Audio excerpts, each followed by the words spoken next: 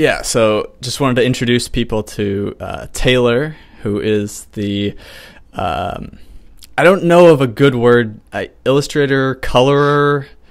Anyway, I do the inking, Yeah. and then you draw this awesome. You make it actually look good. Yeah, yeah. You give me the rules, and I play by them. You make the boundaries, and I stay in them as wildly and as imaginatively as I can. So Yeah. So for people who haven't aren't aware of what we're doing, let's just give sort of an overview. The idea is that we want to tell the story of I guess what's commonly called the Battle of Berkeley now, but it's become much bigger than that. And the name that we're giving it is the name we're giving sort of this circle of freedom fighters, if you will, are the Knights of the Alt-Right. And a lot of people define alt-right kind of narrowly, but the one thing that's great really about Antifa is that they really unite the right. There's all kinds of alt-right figures who have really banded together just in opposition to this despicable group, a cowardly group. So I just want to know sort of what you think of the whole everything that's happened, since Milo. I mean, that's sort of when it started to ramp up, that first Battle of Berkeley, and everything now down to people showing up to. We were just talking before this about preserving the statues in New Orleans. What are your just general thoughts on the whole thing, Taylor? well, I mean, I believe we should be doing a comic pretty soon about all of them getting thrown out of a helicopter. I can't wait for that one.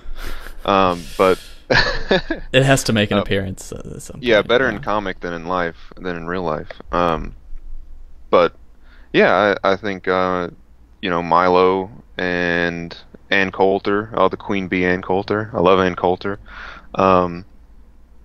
Yeah, all these guys, Stefan Molyneux, Roger Stone. That's a pretty wide net to cast. I mean, from someone like Milo to like Alex Jones. I mean, they all cover different topics and have vast personality differences. But we can unite with them all, and that's kind of what I look at this comic as well as being a force for. There's a lot of there can be a lot of in-group fighting, but we can all agree that we don't want gulags, and we don't want gas chambers, and we don't want death camps, and we don't want the stifling and the death of free speech. So, insofar as that goes, we're allies, and there are people that really are heroes and champions of ideals that we hold. So, yeah, that's just kind of what I think this comic serves. Right. Yeah, sometimes I feel like the free speech thing can be a little bit LARPy.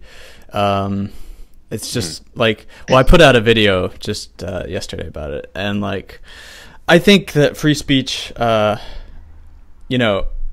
is something to the argument that you give somebody enough rope and they can hang themselves, but the problem that I see is just Antifa doesn't. Not just Antifa, it's bigger than that, because they're just the fringe. But a lot of these leftists don't want to engage in a debate, and I think it's because they know they'll lose. So I mean, we have to be sort of empirical with what they're doing.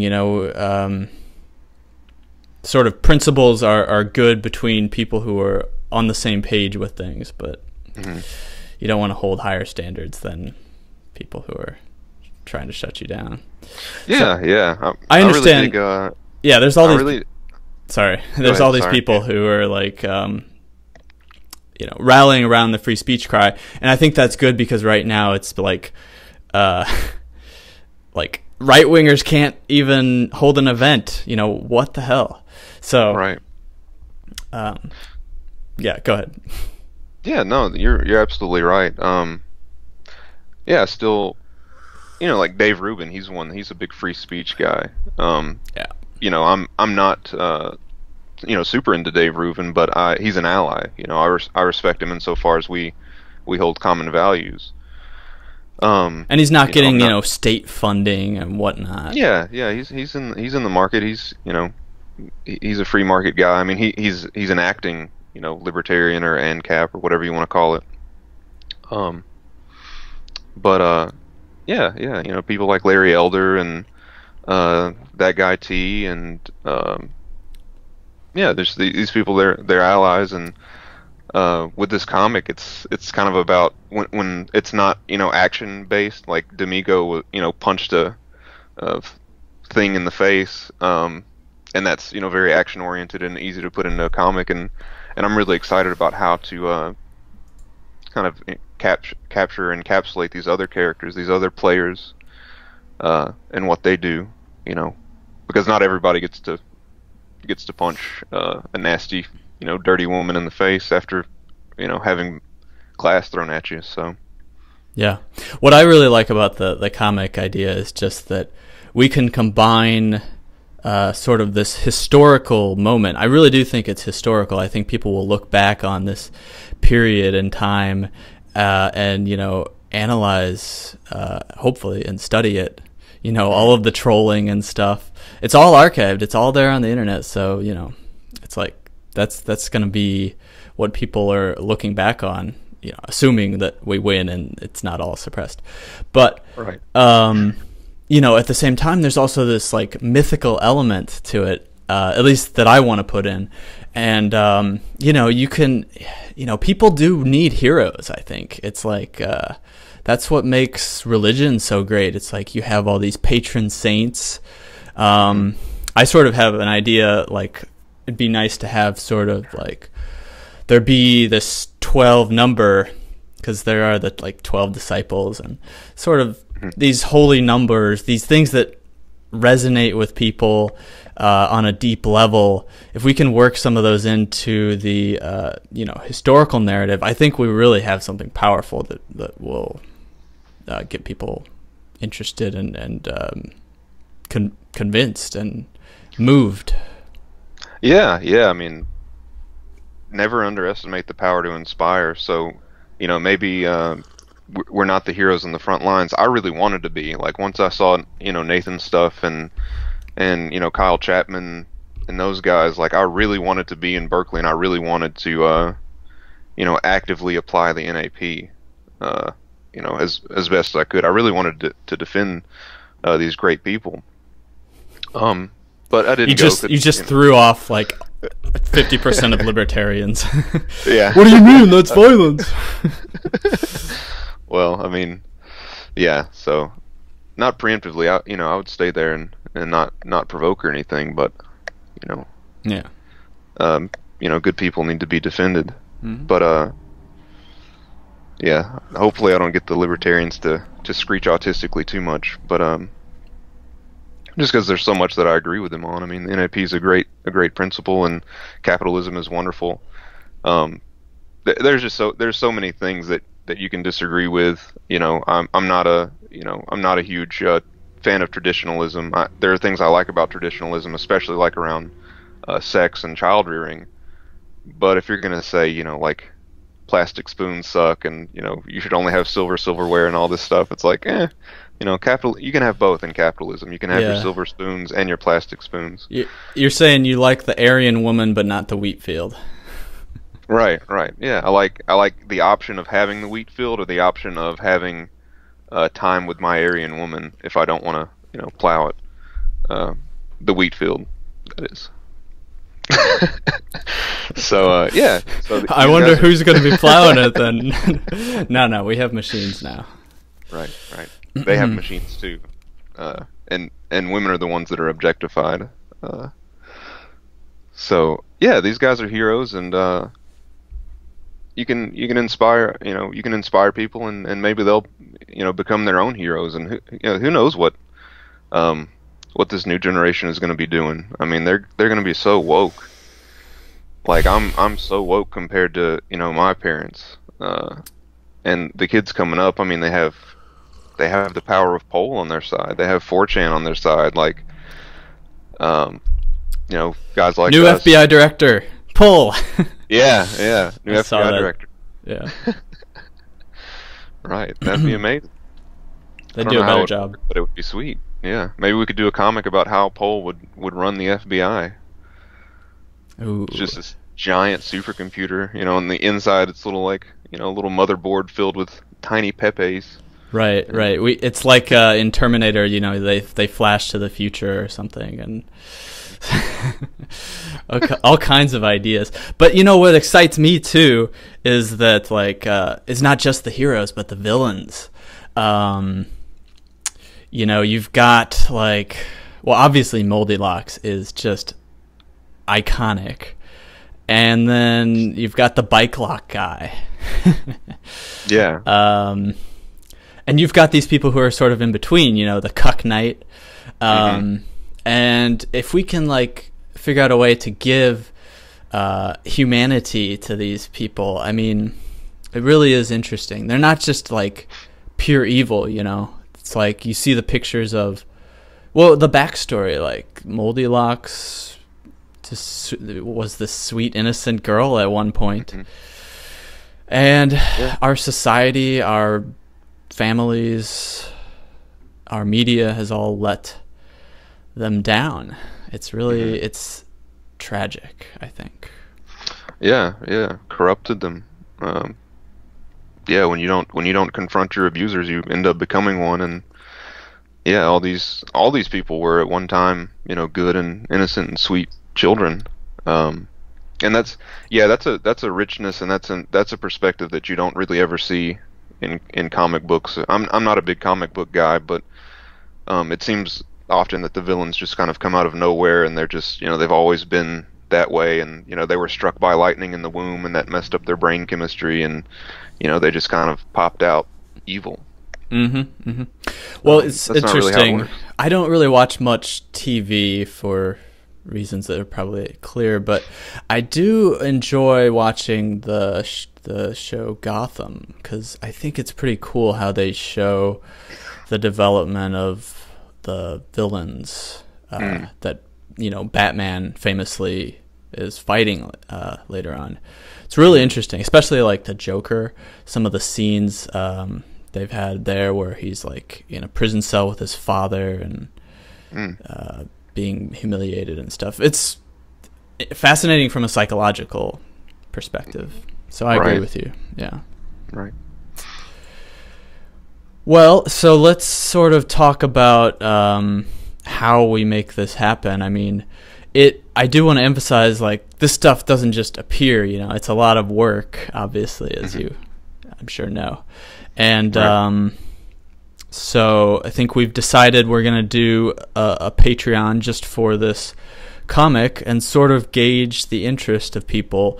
And if we get a lot of pledges, clearly we'll be more motivated to crank things out faster. Right. We both have full-time jobs and everything, so just doing this for fun basically. But you can help subsidize it, so we'll be providing a link to that below. um yeah, just we'll have a basic level where you can give $1 per page and get access to it, and then we'll have some other cool tangible rewards. um I think that's about it. Did you have anything else you wanted to get in there?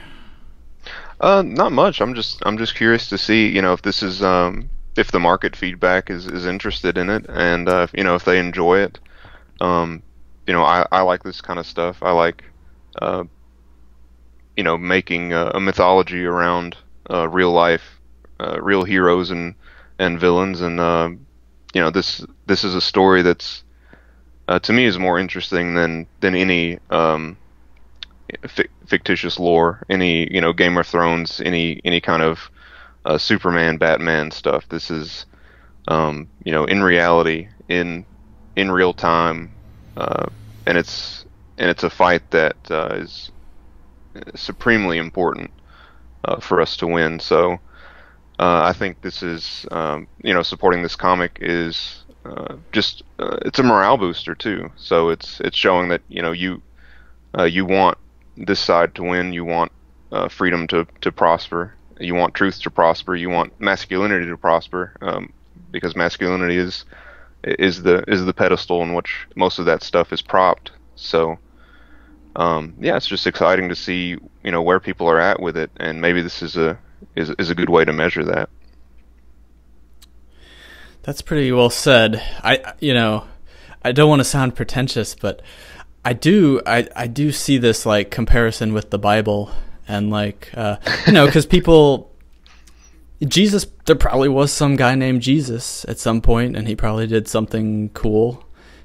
Maybe it wasn't exactly walking on water, but this fusion with the myth and reality, when you get it right, it's so cool. It's so powerful.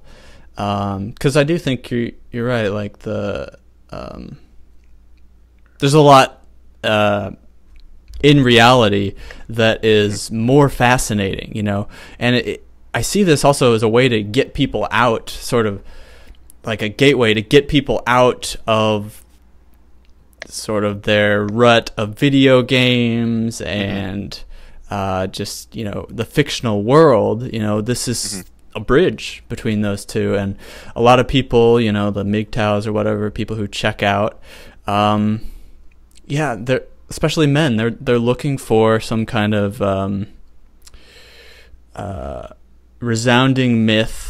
This is something Jordan Peterson talks about all the time, is like the master myth, and they're looking for a way to become heroes, like more than just men. They want to be divine in some way. They want to have live a moral life, and they want to build a family.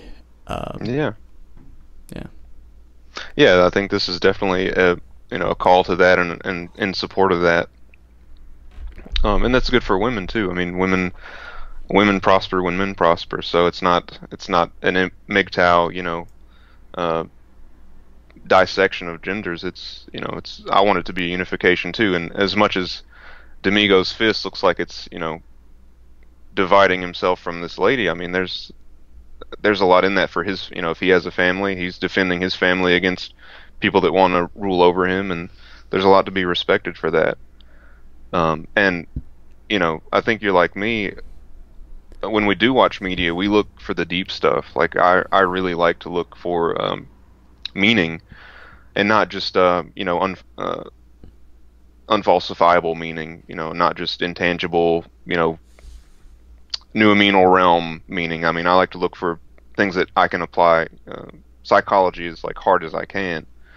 So, in this comic, just to give an example, you look at Moldylocks, and she's got her fishnet sleeves, and her tattered vest, and her hair is in tangles. It's in dreadlocks, and she looks like shit. She looks terrible. So, if you've done any kind of therapy work, or if you've delved into psychology, like the way she presents herself. And she's into porn too, so she has no boundaries. Her external self is what she's up to on the inside as well. She's tangled up, she's matted, she's unclean. She doesn't take care of herself. She doesn't have boundaries with other people, right? She's throwing glass, and she doesn't have boundaries in relationships because she's dissolved sex down to hedonistic feeling. Sexual reproduction is for reproduction. It's for having kids primarily, and it feels good, so that it's kind of the same reason your body likes the taste of sugar and fat. It's good for you, and it's a drive. But the purpose is survival and the purpose is reproduction. So she's not. She's kind of the opposite side. She is life without purpose. In amygdala universe mode, where everything is just in the moment reaction, and D'Amico's reacting too, but that's according to principle. That's according to self-defense. That's according to self-preservation and deferred gratification of family and where his country's going. So and maybe even love for yeah. Hatred and love are these very intertwined things. Yeah, no, yeah, you definitely see that. I can see that for sure. So I mean, that's just really exciting to comment on and to comment with imagery. So yeah, I love doing this stuff, and I hope people, I hope people see the love in that as well. Well, that sounds like a good place to leave it for now. Please, everyone, give this a thumbs up. Please share it so that more people can find out about what we are up to. And if you feel like contributing, please go over to our Patreon. Thanks. And right on. Thanks, Taylor. Yeah, thank you. See ya.